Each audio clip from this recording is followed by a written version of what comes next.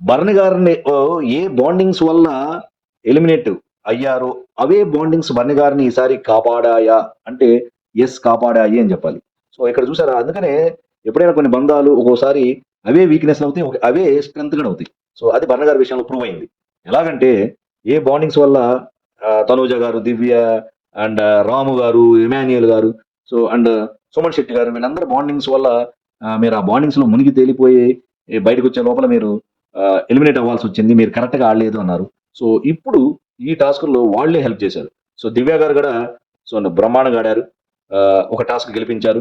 And Emmanuel గారు so ఎక్సలెంట్‌గా first task ఏదైతే బర్ని గారికి దెబ్బ తగిలినాయో అక్కడ గూడా తనకి ప్రాణం పెట్టి ఆడాడు. సో ఆఫ్ కోర్స్ కాలికి కొంచెం దెబ్బలు గూడా అయినాయి. తర్వాత లాస్ట్ టాస్క్‌లో గూడా బ్రహ్మాండంగా ఆడారు. ఆహ్, బర్ని గారు గెలవటానికి ఇండైరెక్ట్‌గా ఇమాన్యుయల్ గారు చాలా సపోర్ట్ ఇచ్చారని చెప్పాలి. అలాగే రాము గారు గాని, మన సుమన్ శెట్టి గారు and as well as Tanuja గారు ఎంత మోరల్ సపోర్ట్ ఇచ్చారు. సో అక్కడి నుంచి అందరిని ఎంకరేజ్ చేయడం గానీ, సో మన ఇమాన్యుయల్ గారిని వీళ్ళందరిని ఆడవాళ్ళని ఎంకరేజ్ చేయటం. సో బ్రహ్మాండమైన మోరల్ సపోర్ట్ తనూజ గారు కూడా ఇచ్చారు. సో వీళ్ళందరూ సపోర్ట్ వల్ల at the same time Tanuja గారు, సుమన్ శెట్టి, రాము, ఇమాన్యుయల్ గారు, సో వీళ్ళ యొక్క అందరి యొక్క ఫ్యాన్స్ ఓటింగ్ కూడా డెఫినెట్ గా బర్నీ గారికి పడటంతో సో బర్నీ గారు విన్ అయ్యారు.